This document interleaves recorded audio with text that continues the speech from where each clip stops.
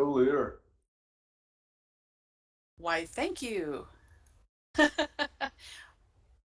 Is someone else controlling the? Sorry, there. This is Lyr Lobo, Dr. Cynthia Calongne, and hey, and thank you, Mary, for that wonderful session. I'm a virtual reality researcher, professor, author, and general madwoman. I love games and game designs. And of course, I've been researching virtual reality since 1995 for my doctoral research, where I worked on interfaces to make it easy to use this software. This is an image from our Mars expedition back from 2008 through 2010. It's changed a lot today, but we're looking at the past and thinking about our virtual dreams. I want to give a shout out to Andy Stricker, who's my research partner, as well as Barbara Truman and JJ Drinkwater. Well, here are a list of the first set of projects, and I'm going to show a video next. It's a music video, so when it pops up, or you can use your, go straight to the site if you wish. You'll see the link there, and I can get you that link to the chat as well. And when you play it, you can turn the volume down if you wish, and I'll talk a little bit over the music video, but it's nice to have the music too. So there's the music video. These are all the projects, all right? So look at the diversity of topics that we covered, and these are just the highlights, by the way. So we have a little bit about disability, we have accessibility, we have robots, we have dance, we have human barometer studies, full body health scanners. We even did proposal defenses for doctoral defenses in World. We did some quantum computing, and one of my students designed a language and a framework for it. We did some futuring and innovation and game designs and much, much more. Well, I'll get on into the video. Now I'm going to play it here. And so you can either use the link or use the direct, and I'm going to talk over it and explain what you're seeing. This is created with Animoto. It's slides, it's images I took while we were doing these projects. And this was for Colorado Technical University, 2006 through 2012. So we're kicking it old school, I know. And these are all my students. We did this for the ACM for a paper we wrote where the students all had people who needed accessibility devices. And so we created software and situations for it. We also did live sessions where we created robots. Oops, got to figure out how to turn the volume down, right? Let me just do it on my speakers. There we go. And so, and then here you're seeing my island, Acheron LV426, which is named after the movie Aliens, right? And it's because I knew we were going to a strange place where interesting things were going to happen. Oops, I think I lost the video, so let me go back. Scott, if you could just load it in yours, but how it cut out. Perhaps it's auto advancing on this Google thing. But in any event, you get the idea here. There's quite a few projects, and you'll see Navi, you'll see Barbara Truman in a civic justice uh, where they did group projects and they created entire environments. We did one that was the most ambitious. It was a Mayan temple in an underworld, and that was the size of a region. So it was a holodeck with 7 students' projects all incorporated into the same design, and it was 2 stories and monster sized. That's okay. If anyone's clicking the images, I think they're fast forwarding here. But in any event, we are cool. We're cool. And if you want to see the video on your own, please realize you don't have to look at it here. I'll give you the link again.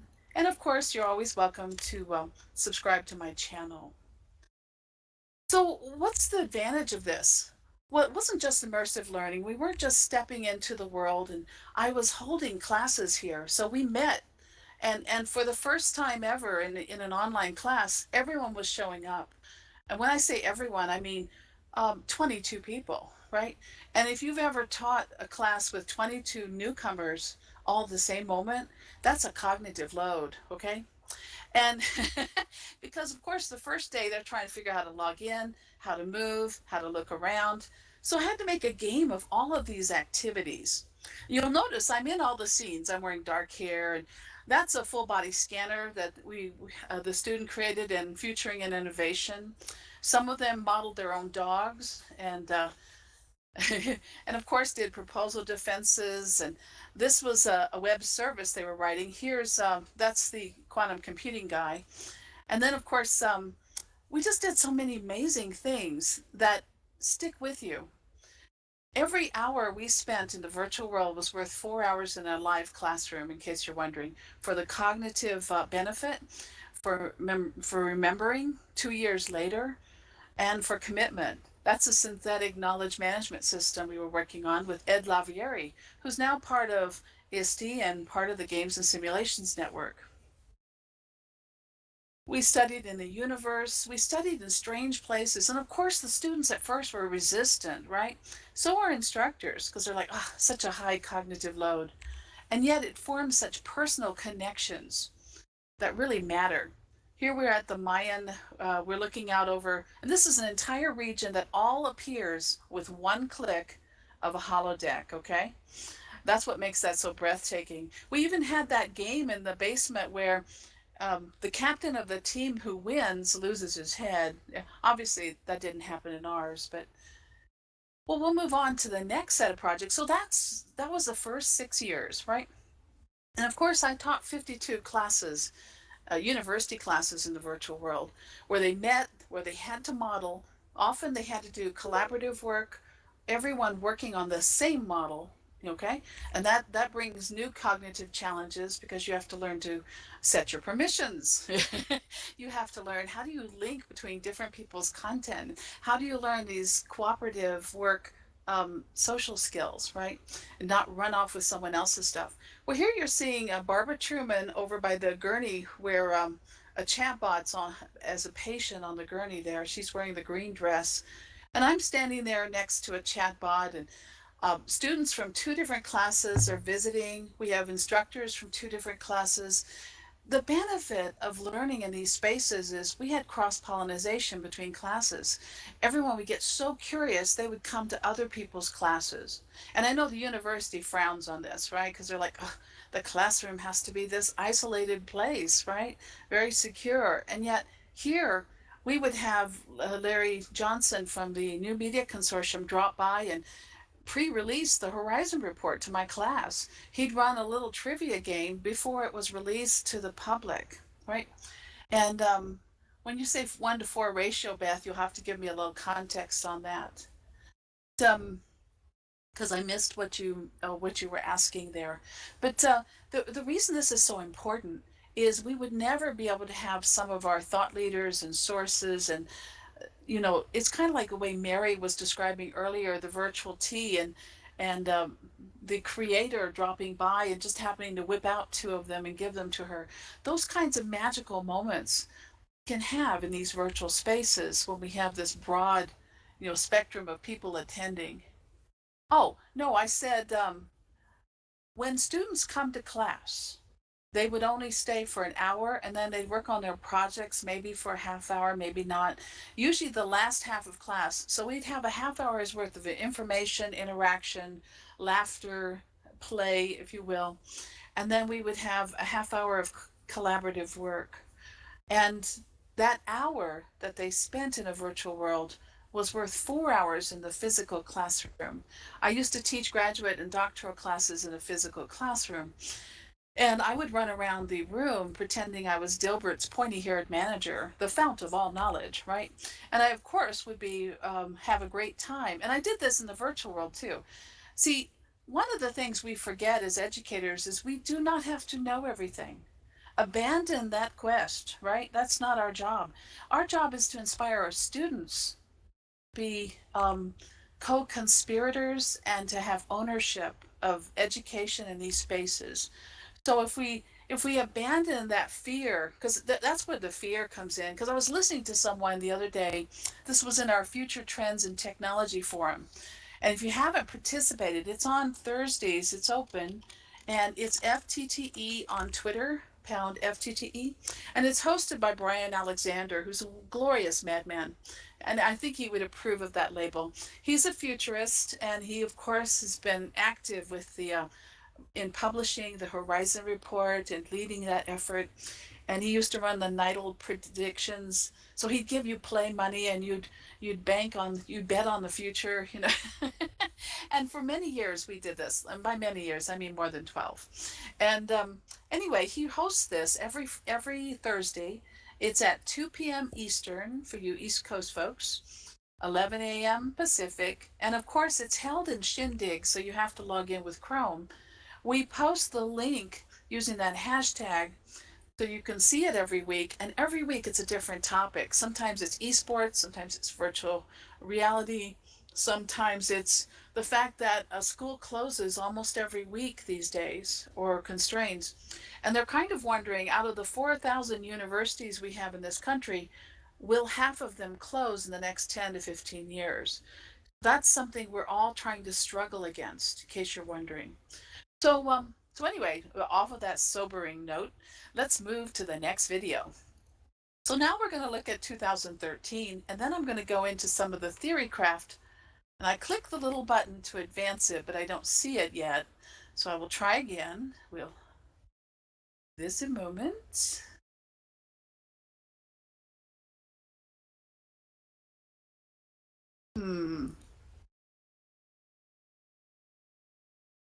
Do you guys see anything changing yet? Possible I no longer have control. I'm thumping away. And for those of you, well, there we are. And so we're going to look at these projects. And I know these are a little more sobering, aren't they? Now, if you think this is pretty gruesome, good news is in 2006, Global Kids featured teenagers in the virtual world across the US and, of course, abroad. And they got them together and they said, well, what kind of project would you want to study in the virtual world in 2006? And they said, human sex trafficking, child trafficking, and we were a little stunned, you know, because that's not the first topic that leaps out of your lips. But they were very passionate about understanding the problem and how to take action against it. Well, some of my students were too. Without even mentioning that, they created a place called Zion, which is a safe place for victims of human trafficking to come in Second Life. And of course, we didn't advertise it because, hey, it's got to be safe, right? But of course, so you're going to see that here. You're going to see the Psych project, which was done by a bunch of psychologists and sociologists. The Info Center, none of these people had virtual world experience, by the way. They created all this content you see here. And Beth, to your note about what it's like to teach online, you're right. I spent a lot of time individually with each one of these students, but you know what? It felt like a pleasure. It didn't feel like work. And they got done very quickly, I would demonstrate a concept, I'd let them struggle for a while, I'd observe from afar. That's the beauty of being in a virtual world, is you can you know, click on them and observe them from the other side of the region, right? You don't have to be standing next to them. And then they built an aquarium, and of course I had told them about the Baltimore Aquarium, where when you go inside, if you're very self-aware, you'll notice someone else is flipping the slides, by the way. And here, I'll give you the link for this one. So if you want to go ahead and load it while I'm talking, right? Thank you. Here you go. While you're inside that aquarium, you feel like the fish are looking at you, and you're in an aquarium of air. That was my first impression the first week that the Baltimore Aquarium opened, which was, of course, in the 80s, right? I was there for it. And I was just so stunned by that notion that we are the exhibit, and the sea life is, of course, observing us. And so my students started modeling some of that and thinking about that thought. And they were thinking about learning centers of the future. Yeah, and virtual golf. Now the student who's in the third or fourth scene, who has the flow model and the other elements, he died 2 or 3 years ago, and of course that was a very sad thing for us. So when I look at these, someone's playing with the slides, by the way. So I'm going to go back for a moment. We're not there yet. Okay, and uh, of course that's very stunning to me, but we're going to tie that slide into the theory that I'm going to explain and why this matters from a theory. We're going to look at Margaritaville, which I had a whole bunch of management students who were like, oh my gosh, what am I doing in a virtual world? I'm a doctor of management. I'm a CEO. I'm a person who doesn't use computers that much. I go move worlds, right? I do things in the physical world. And of course they were very fearless. There were like 5 or 6 of them, and they were very brave, and they worked on several projects. Margaritaville was one of them, and it was Save the Manatee was their theme. Then the Martian World's Fair, they decided they would want to create a World's Fair, and they wanted it to be on Mars. So they gave us press kits, and they had games and interactive displays, and they built a ton of stuff. So I of course had to take an entire region, and we had to stack it many, many levels. And let's see. Then we have the mall in DC, and then we have unique facts. Well, I'll go ahead and play the video. Let's see if I can somehow my things are on a timer. So we'll just, if the video does not play for you, please go ahead and play it individually using this link. There you go.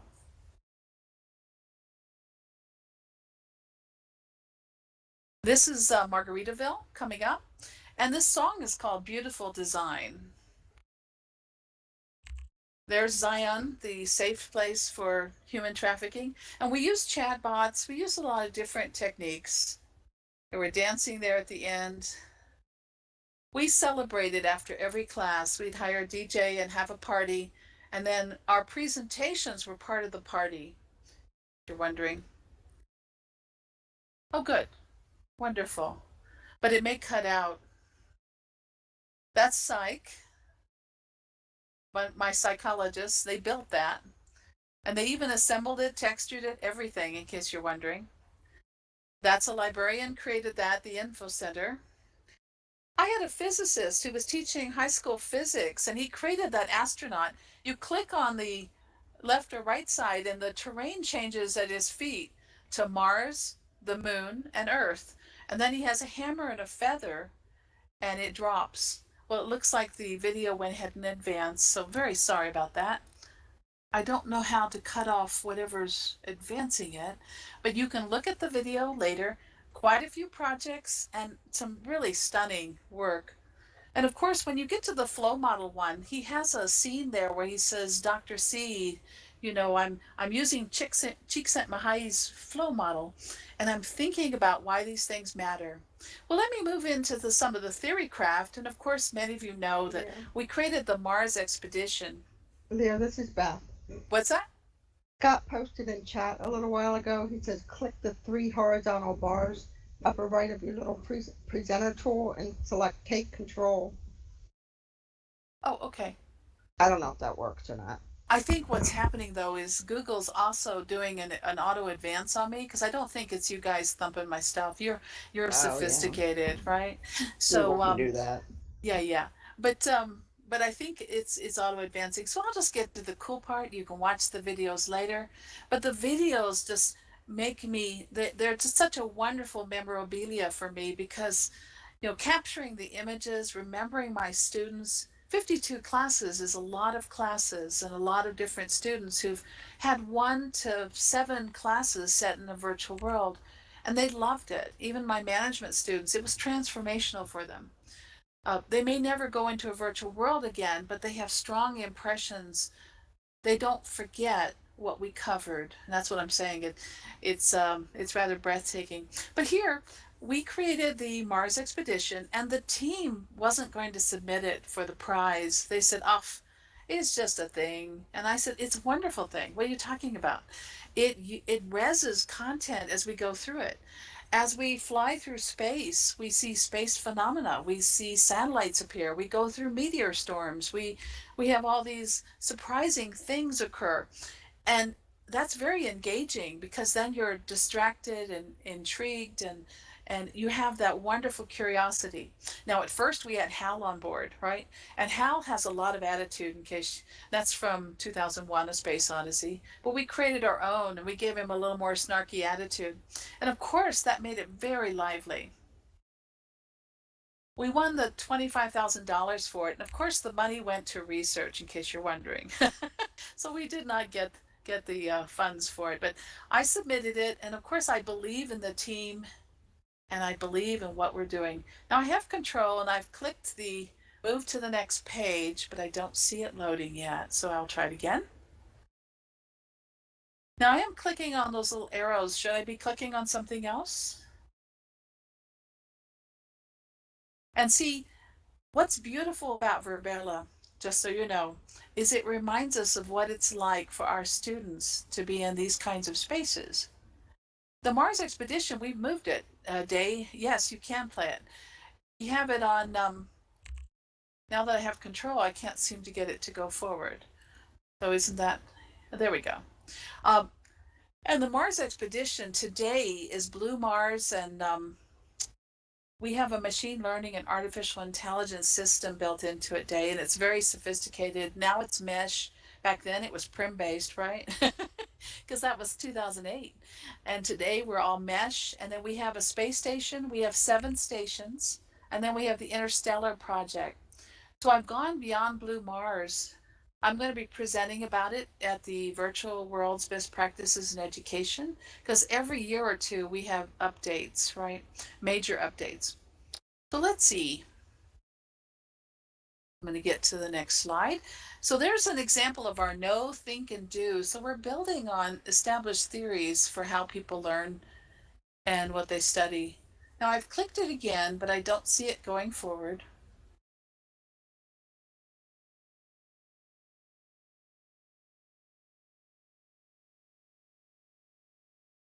Let's see. Is there a way to use the arrow keys to drive this? Here, let me do that. Okay, I went straight into Google and I'll drive it from there.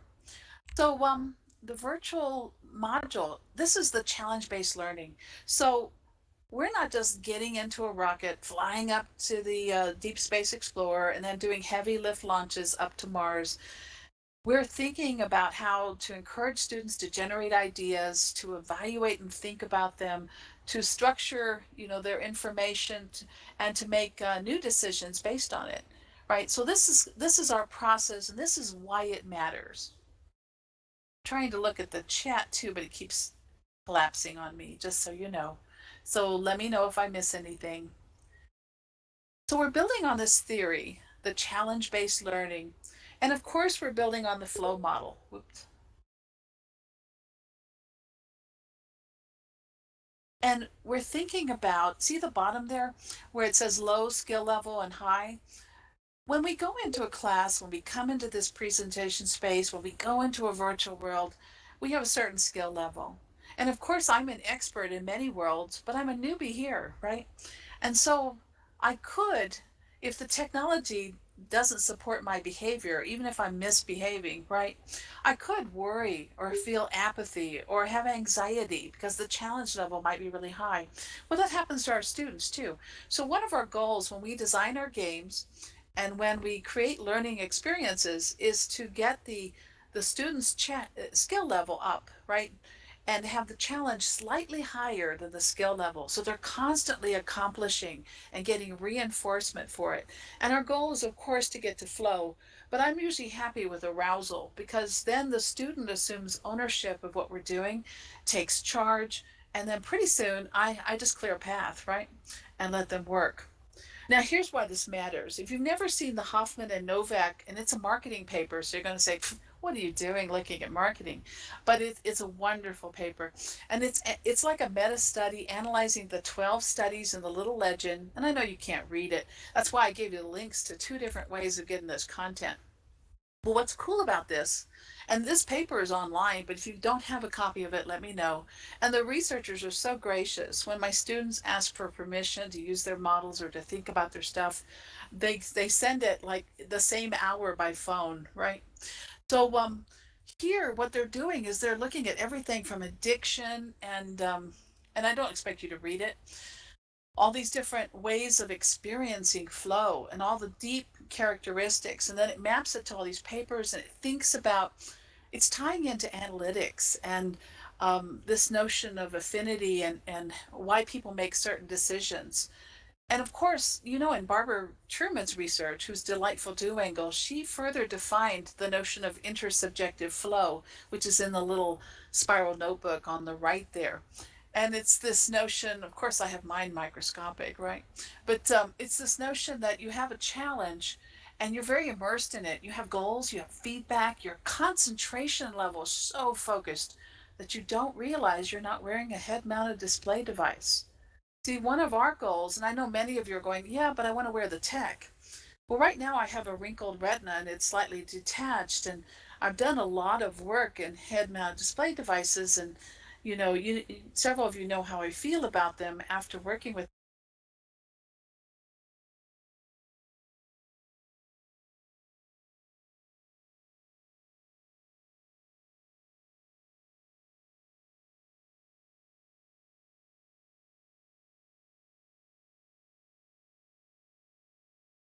And I still want to simulate that same breathtaking experience and have them transformed by it.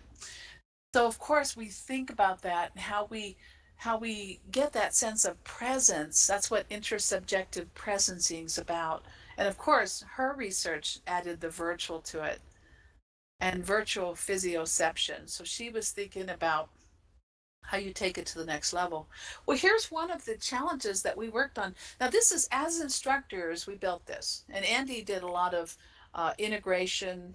There's a submarine depot, there is an aircraft hangar, and the educators are all hiding in the hangar. And it's like two ways. So we can monitor the students as they're doing things and then torture them, right? We can put down suppressing fire.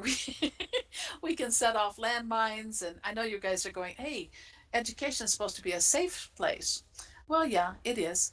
But also, we needed to add a little crisis. And our goal here was to understand shared leadership. What can you do to stimulate greatness in your students and have leaders emerge among the students who are normally followers?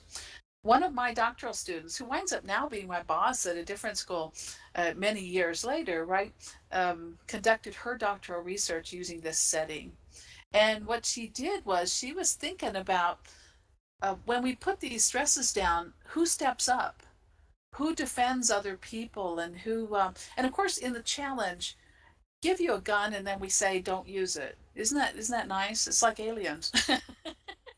And of course the gun is a monitoring device for us. So we can track your behavior from afar. Secondly, you have 90 minutes, so there's a time pressure. And third, you have to rescue a United Nations relief worker, a lady doctor, who has been shot in the leg and she's bleeding. And you must save her before she bleeds to death. Okay? So we sneak you in through a boat, through a Zodiac, into an underground facility. And of course, you're going through this Middle Eastern village looking for this United Nations relief worker. And you don't know who are bad or good guys. That isn't what matters. Of course, the educators are all in black, as you see right there. And of course, we are the bad guys. So it's really rather fun. But quite a few people participated in the experience, which of course was team-based. And then we also had students evaluate it and do for usability. I'm sitting there at one of the instructor consoles because we could set up all kinds of challenges from afar.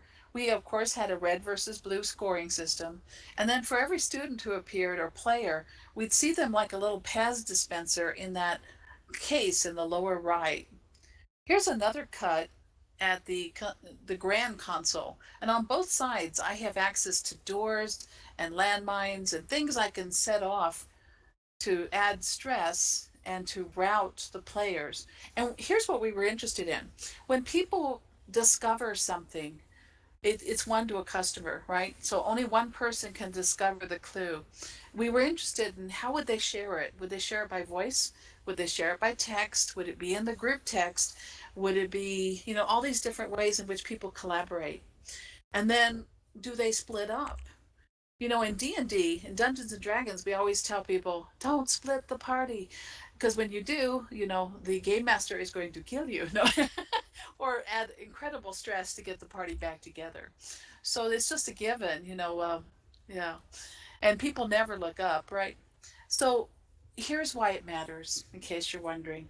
We're looking at strategy, we're looking at people make decisions, whether they're hyper vigilant or vigilant, whether they're looking at their intuitive base or their analytics, how they're analyzing the problem, and whether how they're dealing with uncertainty, and then of course the time pressure. Now I know you're going, what does this have to do with your classes? Well, believe it or not, we recognize we only have an hour's worth of their time, Beth. So we're trying to figure out how to get the most learning and the most emotional connection from the experience. We are thinking about cognitive theory, and of course this is a little microscopic for me, so let me go to my bigger section.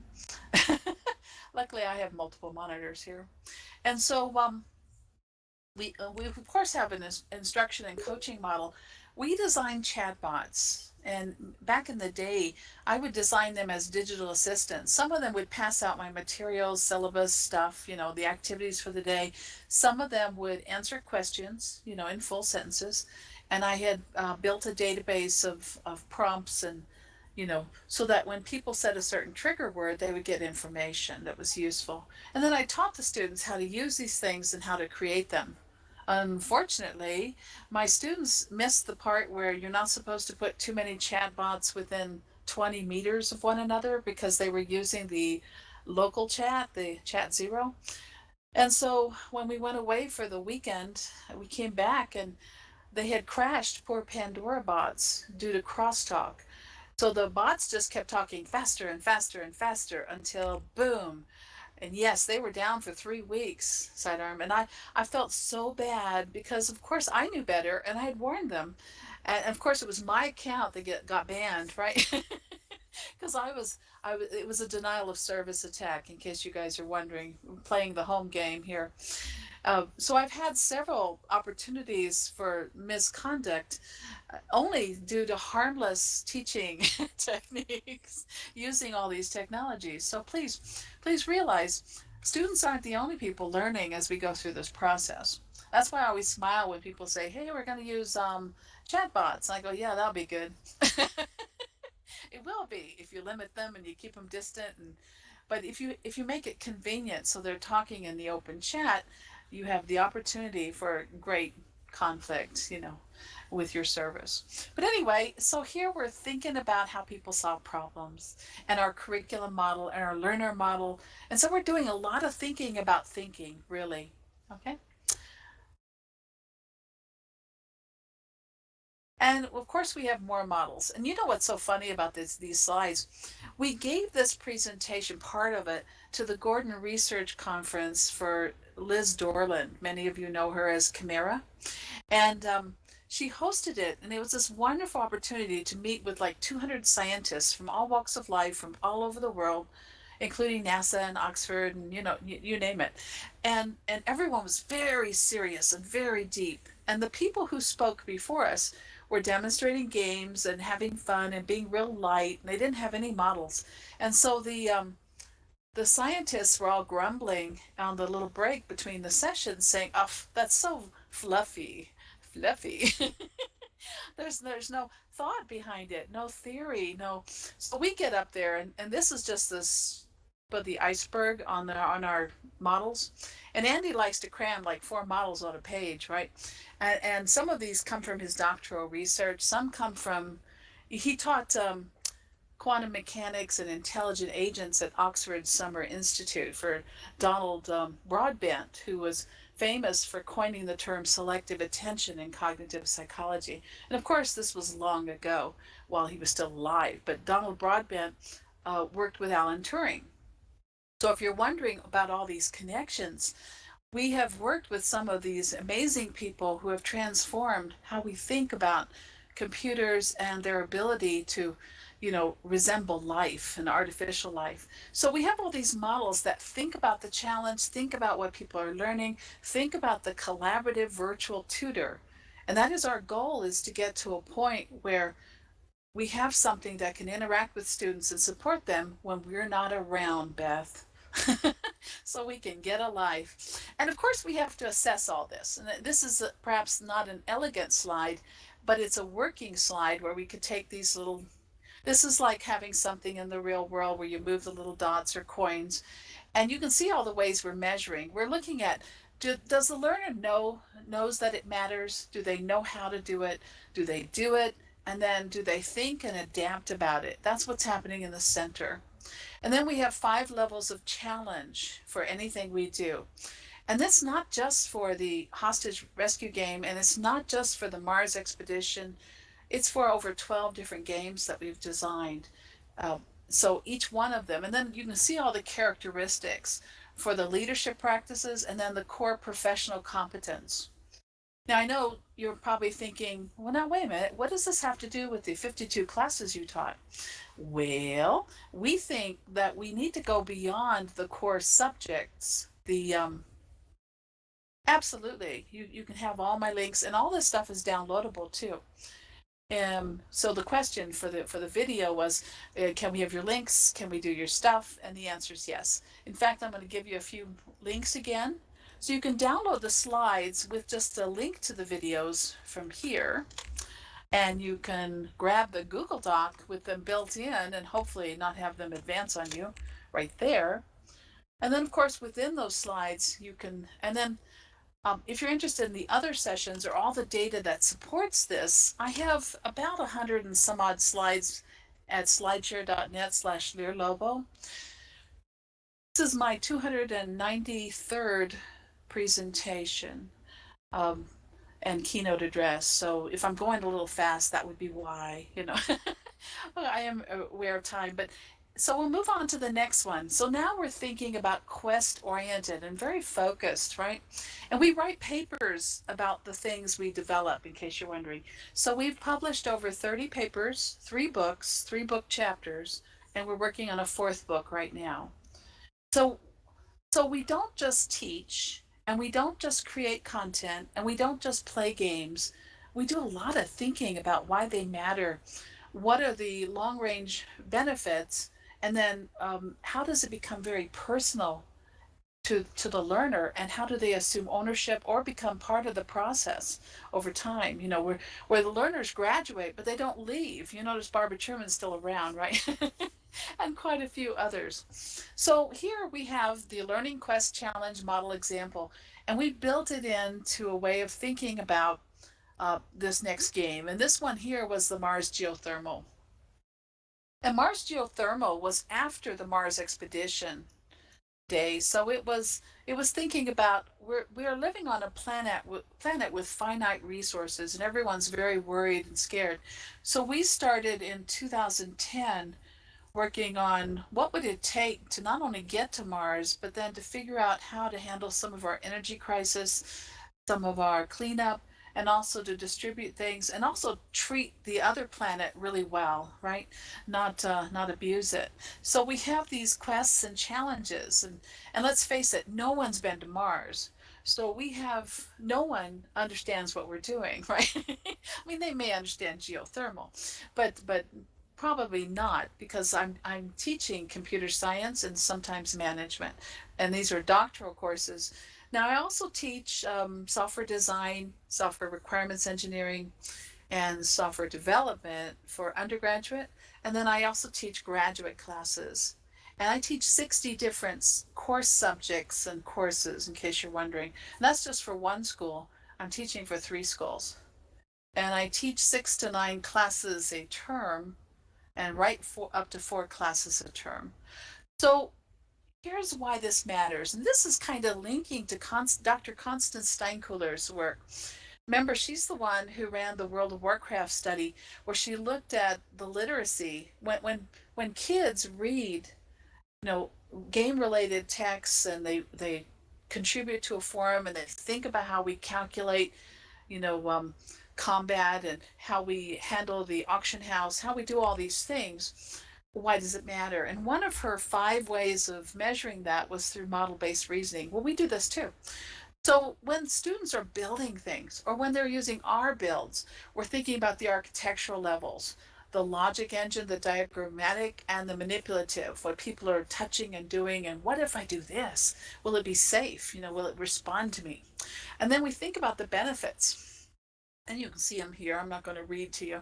And then the learning science. That's of course important because we want to know from the schema, how are they reasoning about it? How do they think about it? How do they experience it?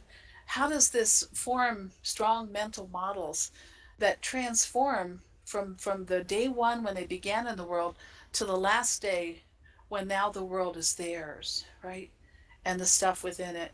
Now I am missing some of the chat because my chat keeps dropping on me. But I am kind of looking. It says, so if you want something done, get a busy woman like Lyr to do it. Oh, you're so funny, Edith. Well, see, this doesn't feel like work. To Beth's notion, she was saying, if we all start offering teleeducation, and Day had mentioned because of the coronavirus, which is currently in progress, what would happen? Would we ever have a life again, a private life? And of course, for me, this is so exciting. This kind of takes the place of play. Because when work becomes play, it's very hard to say, well, I don't want to do that. We still volunteer. We still do this. Every Sunday we get together and we work on our designs and our builds and stuff. And we do it collaboratively. So we're not, and yes, we're still doing mesh. We have someone who's really great at mesh. He's using Cheetah for his. We also use Unity, in case you're wondering. What we do is we port some parts of our design to Unity so we can access them with a mobile device like iOS. We also have pervasive computing because we loved the notion of Pokemon Go. And so we wanted to get out. And then we also did cybersecurity where you go out and find clues in the real world.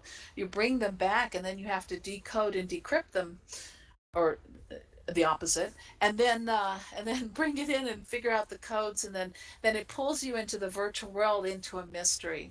So we have games that do that too.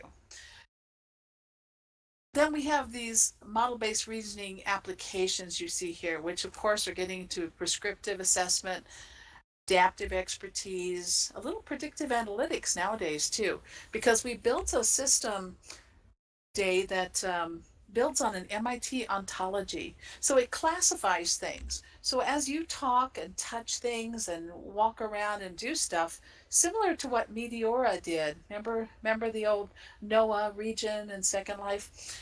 As you touch things and stuff, it was monitoring your behavior and trying to assess how you do things, right? What your preferences are. Do you fly? Do you walk? Do you touch doors? Do you saunter through them? Do you break in? What do you do? And then, of course, it thinks about that behavior and how to support you. Well, I'm sensitive to my time. This was our Mars Expedition Learning Center in 2008 in Second Life and 2009. And we had a chatbot who would stand behind that counter wearing a white cowboy hat. And when you stepped on a pressure pad as you entered, he would walk out from the counter, walk up to you, ask you questions. In other words, you didn't have to start talking to him first. And then he would give you a guided tour of the facility around the circle. He would pause to give you moments to gather the content, get your uniform, watch some videos, and then you would execute the launch. And you had 5 minutes to get into the rocket that's above the learning center. If you didn't make it in time, the rocket took off without you. So there's always time, right? But you could get another. And of course, so that was our educational center that gave the theory and the backdrop and the explanation before you went on your flight.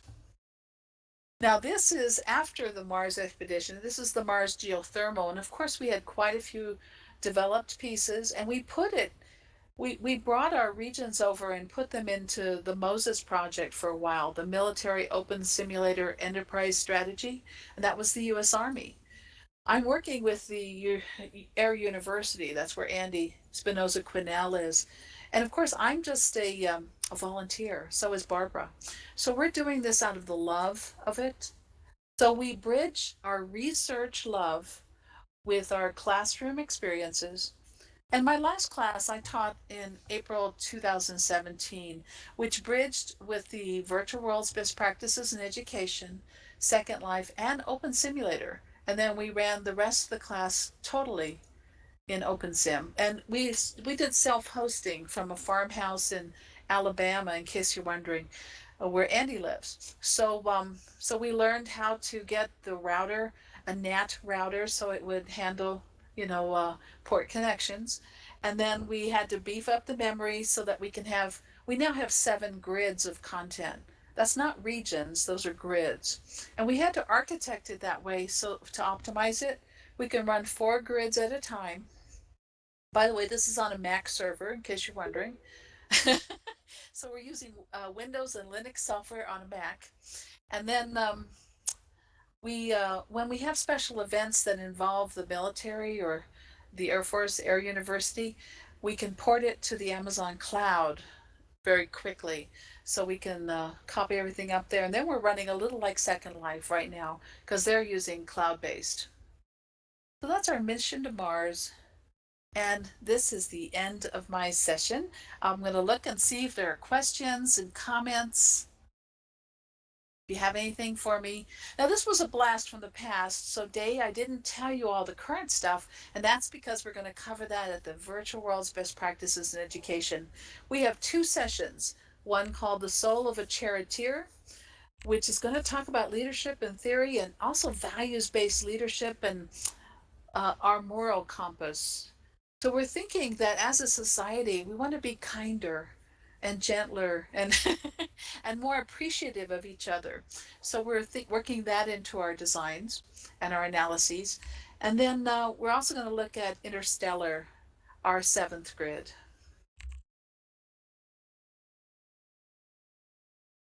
And I'll have an exhibit there with some of the collections too. Thank you. Any questions for me?